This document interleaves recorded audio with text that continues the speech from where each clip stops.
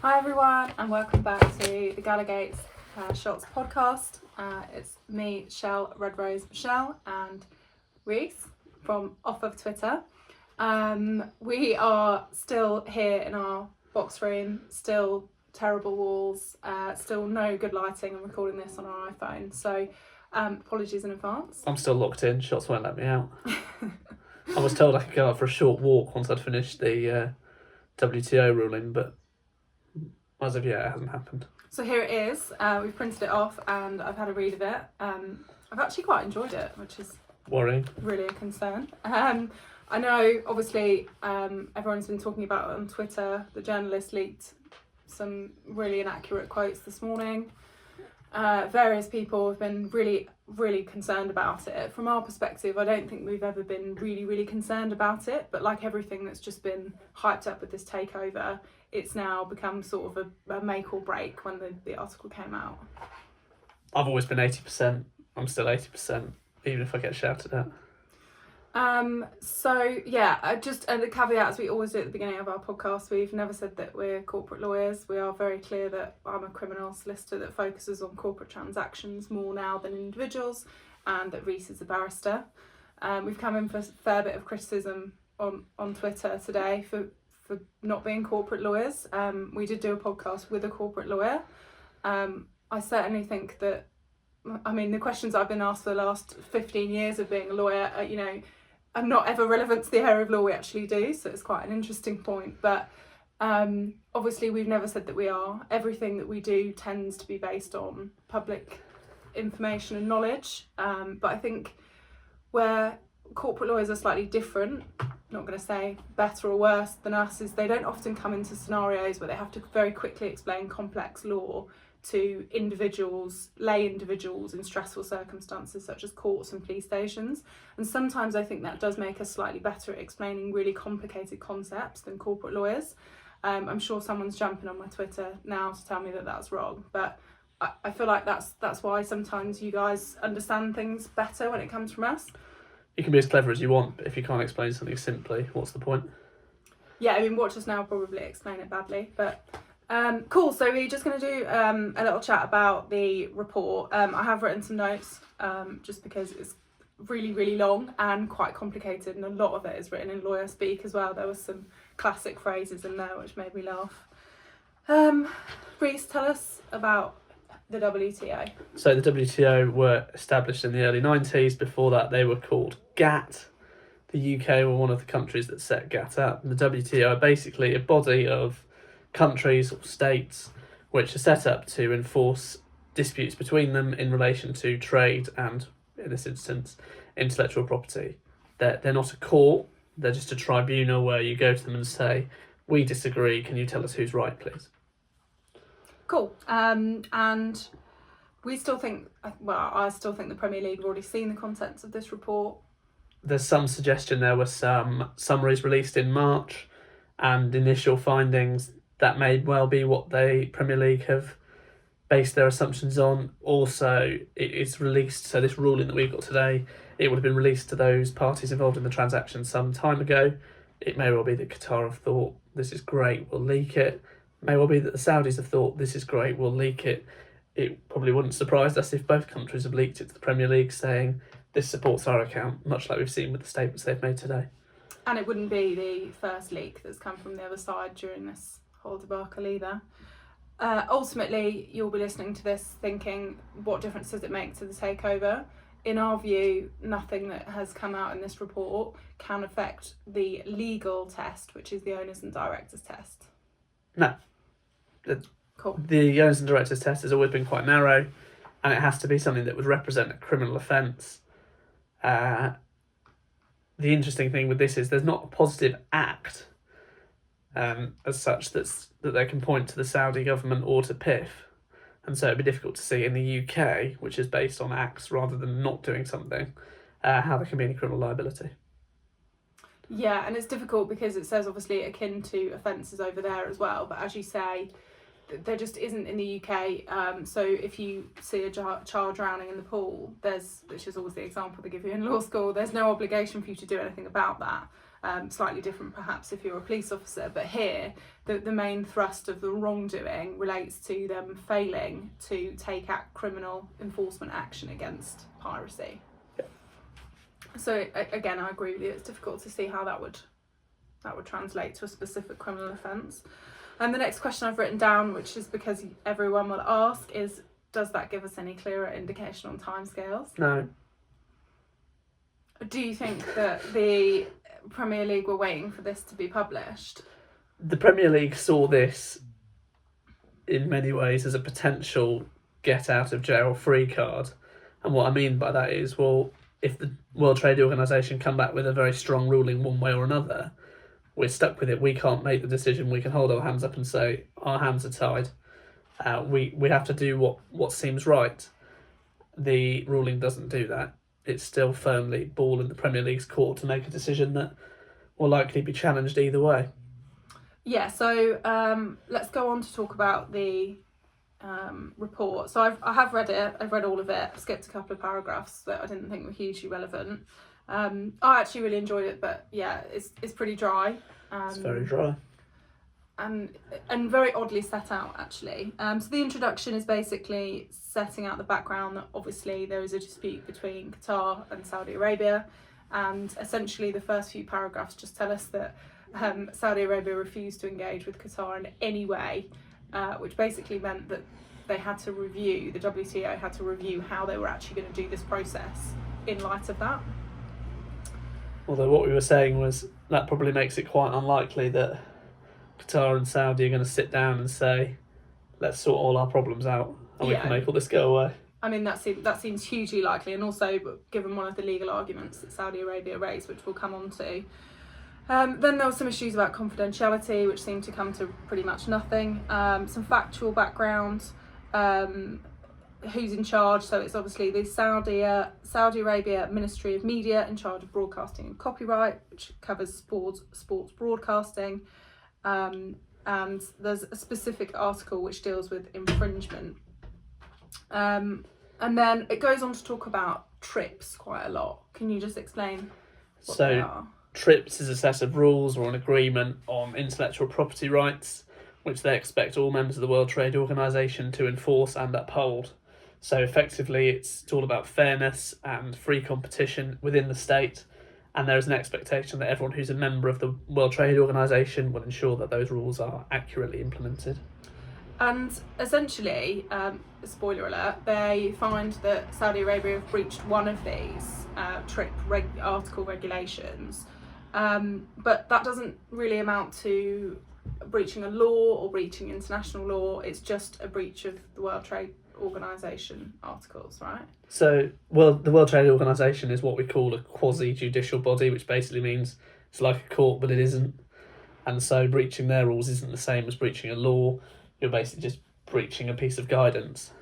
Yeah, and I don't know what the standard of proof is, but they seem to have a panel which suggests to me, being a criminal lawyer but doing a bit of regulatory, that is probably a civil standard of proof. So the panel finds basically more likely than not, or 50-50, whereas obviously with criminal law it's a much higher standard of proof. So again, it sounds much more like a civil dispute than a criminal dispute. And obviously the crime element is important because the Premier League are looking at anything that might be akin to a criminal offence.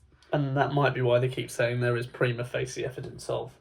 Yeah, so what happened, the way that it works is that before they will consider all of this, the WTO panel has to find that those bringing the claim, in this case Qatar, have made out a prima facie case, which just means, in my view, it's just some sort of evidence to justify, so that they can look at it, the panel can look at it and say, well, this isn't just a throwaway allegation. And in some cases here they did, in some cases that they didn't.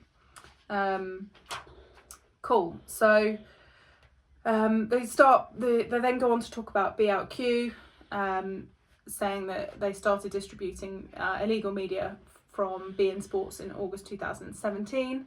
It was online, and then they started selling boxes and other things, which there's alleged that they were being sold primarily in Saudi Arabia.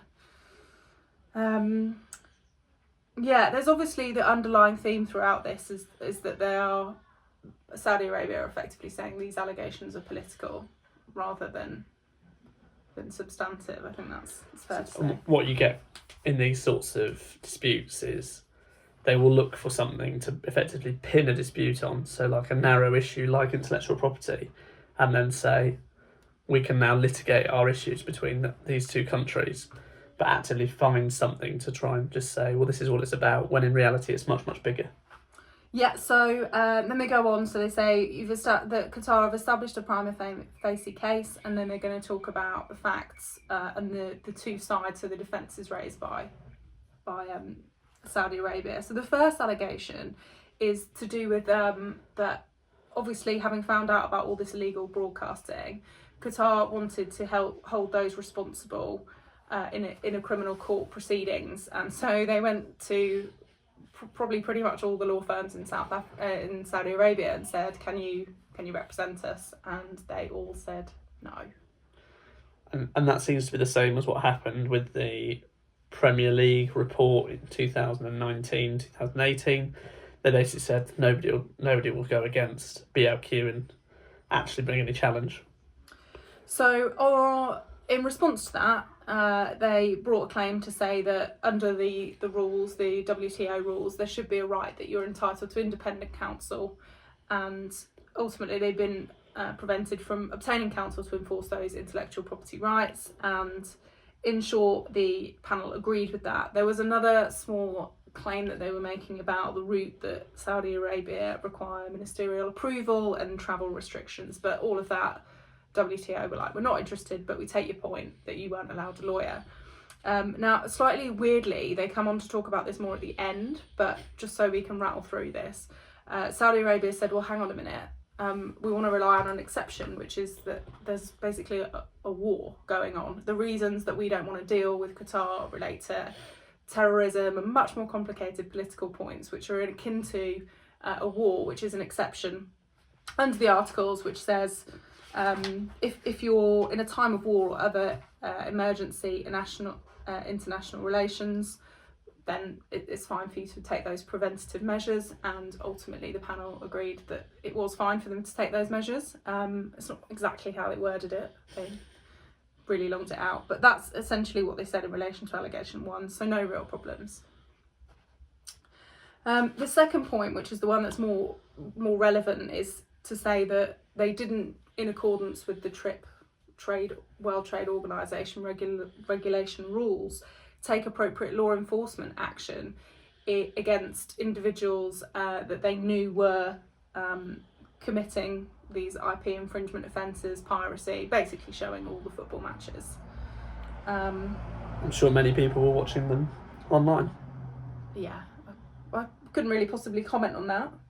But yeah, I mean, effectively the panel, and you'll see it's very long from the judgment, but said, hang on a minute guys, not only were you not actually prosecuting these people, but you were actively encouraging and promoting particularly the World Cup matches across, you know, the network. There was a specific newspaper, I can't remember its name now, and an individual at that newspaper who's listed in a table in the report as being responsible for actively promoting piracy.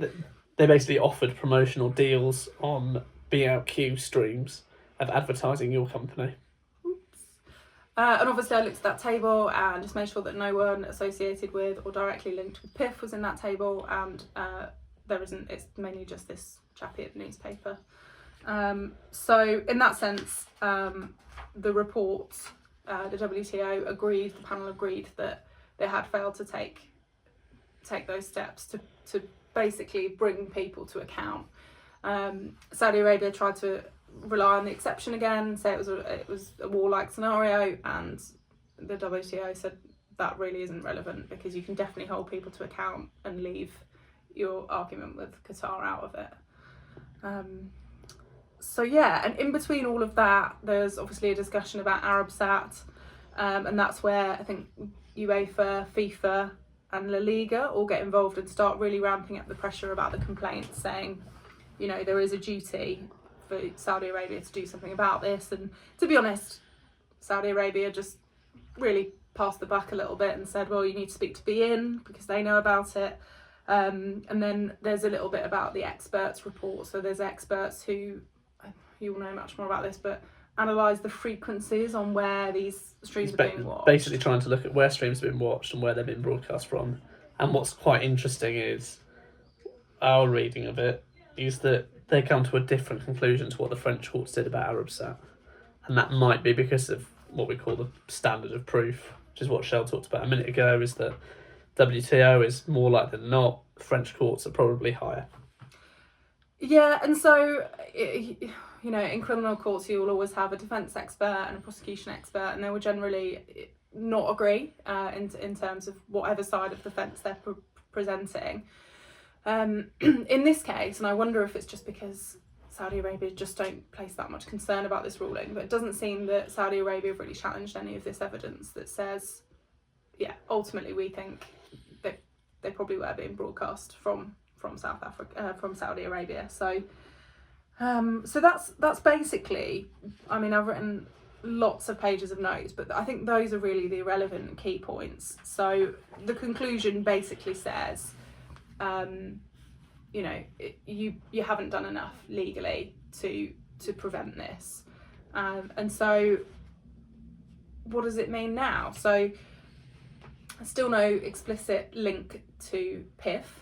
And the important thing that everyone keeps saying is PIF isn't the Kingdom of Saudi Arabia. There will be legal discussion about what's the meaning of sovereign wealth fund, and time will tell whether they say, PIF, you are the Kingdom of Saudi Arabia, you are the state, but that would seem a little unlikely given what football laws already told us. Yeah, and so obviously we looked very carefully through it, and the owners and directors test says that basically the owners and directors have to fail the test, have to have either misled about their involvement in an offence that could be criminal, or the offence has to be akin to an offence that would be committed in the UK. So it's very difficult to see how the Premier League would say, based on the WTO report, that that Saudi Arabia as a country was not doing enough to stop piracy, that PIF and the individuals specifically intended to go through the owners and directors process are not appropriate. The owners and directors test just isn't widely drafted enough to find purely on the basis of this report that they should fail it. And also, you know, it wasn't intended to cover this scenario. This is just such a difficult, complex scenario where the Premier League are obviously trying to keep BN Sports happy because of the money, and they're obviously also very aware of their duties if they start to piss off Saudi Arabia. You know, people have said on Twitter, well, hang on a minute, why wasn't this mentioned in the Sheffield takeover? You know, it's a valid point. You know, the test, the owners and directors test, I am as sure as I can be, will be revised as a result specifically of us, NUFC, causing trouble.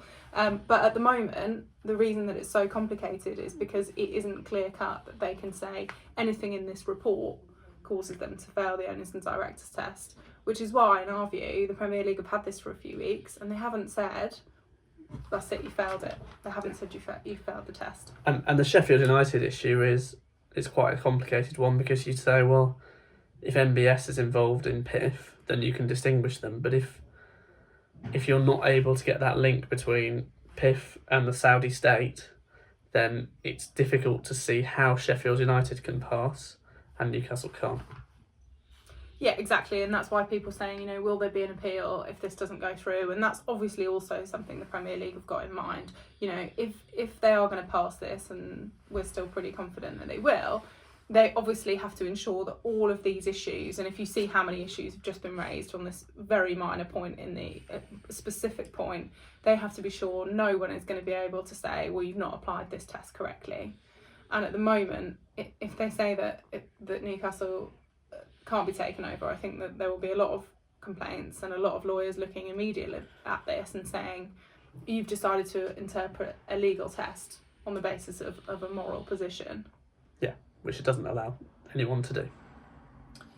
So, I mean, essentially that's everything from the kind of 100 and how many pages? 127 pages plus a 91, actually 125 pages plus a 91 page addendum. There's lots of references. I haven't read all the attached documents. I've just read the report in that sense, and that's what it means to me, that ultimately they're saying. It doesn't say in the conclusions, what they should do about it, or what this finding actually means, or what relevance it has to anything, which we're all still wondering. Obviously the World Trade Organization, if it lands on your desk, the Premier League are going to be thinking, let's have a look, but I really don't see what difference it actually makes. I'm not sure why the Premier League were waiting for it. It doesn't make any difference.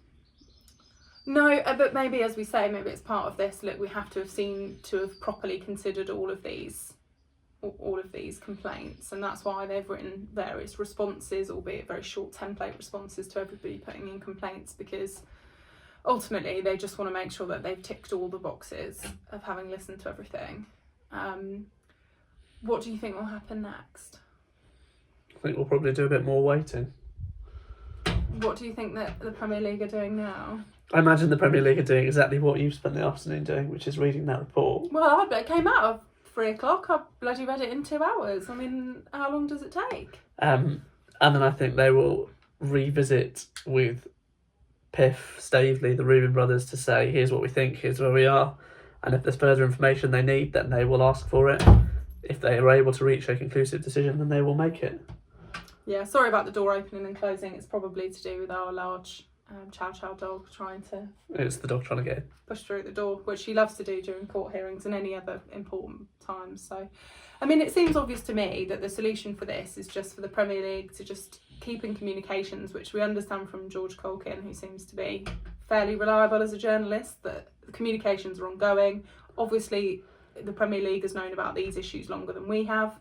And so there's a dialogue between the two, and it may just be a case of them saying to Saudi Arabia, look, you have to sort out this piracy situation. It's not related, as far as we can see, to your relationship or lack of with Qatar, and they're going to need something pretty firm to assure them that something will be done. But of course we are helped by the fact that BLQ was shut down last August. So they've started, and also what was written in the recent US report on the watch list for intellectual property and streaming, which basically said while Saudi Arabia is still on the watch list, they've made progress in the last 12 months.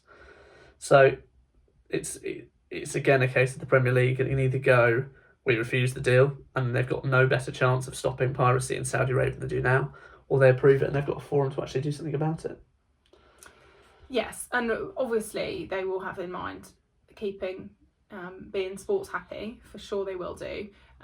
But it may be that, much like the WTO, there'll be the go-between between the parties to make sure that everybody's happy, and that's why it makes me think that it is a bit more delayed, because I think Saudi Arabia and PIF perhaps leading that will have to actually give some sort of undertaking, a real map of how they're actually going to deal with this. The Premier League aren't just going to accept we'll do a bit better.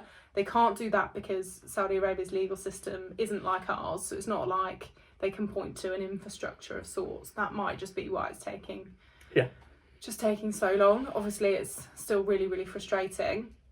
I think it's becoming more frustrating because everything's been played out so graphically on Twitter. The journalists want something to write about, and I think it's very difficult because obviously as soon as a journalist writes something, everybody's jumping into our inbox saying what's going on, and then we end up spending the morning looking at an absolute load of rubbish that people are writing, which is kind of why I tweeted this morning saying let's just wait for the report. We've said from the beginning, and we're still saying now, this is actually a small piece of the puzzle. It isn't in itself very weighty, the actual report, but it does give a bit of an insight as the Athletic article did, all of the political issues that are all going on, and in our view, this is the reason for the delay. Yeah. Cool. I don't know if any of you asked any questions. I think I answered some of them. I think we've tried to answer everything we've been asked, but and when we try to do what we can. I mean, people just started copying me into some sort of football shirt competition earlier, which really wiped me out for trying to get through, working out how much weight people had put on or not put on during lockdown. So, I don't think there's anything else, but obviously just send us a message. We are still constructing our 3 pallet spa, so... It's nearly there, though. It's nearly there. Might just put a ribbon around it and hope that we can open it on Sunday at 2. Well, I mean, yeah, obviously. I mean, we've got a little board as a countdown to the Premier League fixtures, which we're obviously really excited about. Like a Saudi Arabia derby on Sunday. Newcastle versus Sheffield United. Oh, okay. Yeah. No, I've seen lots of people talking about it as well. I kind of forgotten about the football season coming back. It feels really weird that, we know who we'll be playing, but we don't know who owns us, which feels a bit weird. I think it's like a lot of people are saying that all the spark's gone out of it now because of how it's been drawn out. I think, and I've said this on other podcasts as well, from my perspective, yesterday I just had a few hours away from my phone. I think I'd highly recommend that if you can do it. I think from our perspective, we've started coming in for some criticism, which is quite difficult because, ultimately I feel like we're pretty egoless. Like we're just doing this because, people thought it was quite interesting. We haven't decided that we're some big YouTubers, although, Molly May from Love Island's probably watching this channel now. We've got... Not sure. But yeah, so I'd say, just stick to the people that you trust and the people that you rely on for information. Try not to jump onto every clickbait that comes in, although I say this knowing that there are some serial offenders in the Gallagate Shots group for doing this. I'm not mentioning any names because we all know he's editing this right now. But yeah, so in short, no reason to worry. No new reasons to worry. No new reasons to worry. I'm still very confident. I'm still 80% confident.